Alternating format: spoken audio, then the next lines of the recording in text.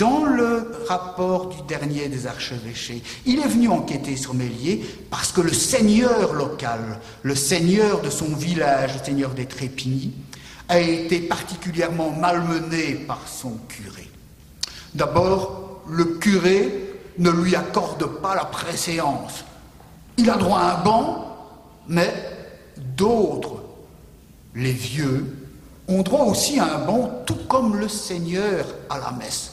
Pas de préséance pour le seigneur. Et puis il faut que le curé, ça va de soi. C'est la collusion inévitable dans la féodalité entre le clergé et la noblesse.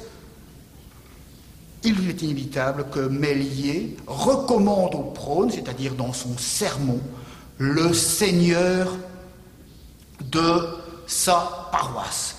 Et Méliès avait l'habitude, vraisemblablement, de s'en acquitter et de le faire comme ses autres obligations ecclésiastiques. Il le dit dans son mémoire, avec assez de négligence, mais il le faisait.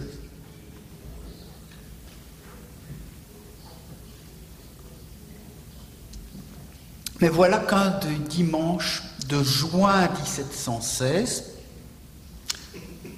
Méliès monte en chaire, il ne monte pas, il n'y a pas de chaire dans cette petite église que l'on peut toujours visiter, toujours debout, des Trépigny extrêmement étroites, une expression, il monte en chaire pour son prône, pour son serment, et il dit, je devrais, comme il est de coutume, recommander à Dieu le Seigneur de ce lieu, je ne le ferai pas. Je ne le ferai pas parce qu'on ne peut pas à la fois réclamer la faveur divine et maltraiter comme il le fait ces hommes et ces paysans. Bon, l'archevêque, le seigneur ne bondit chez l'archevêque. Méliès est prié de s'amender le dimanche suivant. Et il va s'amender. Il va s'amender et on en retrouve la trace dans les rapports d'archevêchés qui notent cette affaire.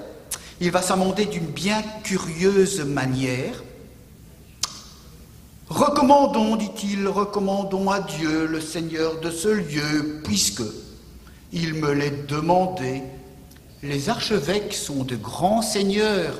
Ils n'ont d'oreille que pour leur père, la noblesse. Ils n'écoutent pas les petits curés de village. Et donc nous recommanderons à Dieu, puisque c'est ce qui m'est imposé, le Seigneur de ce lieu, pour qu'il lui fasse la grâce de ne plus exploiter le pauvre et de ne plus opprimer les paysans. Voilà, là c'est la sanction. Méliès convoqué 1 mois de retraite au séminaire de Reims. Il le fera ce mois en novembre 1716. C'est à peu près tout ce qu'on sait sur Méliès. Novembre 1716, il meurt.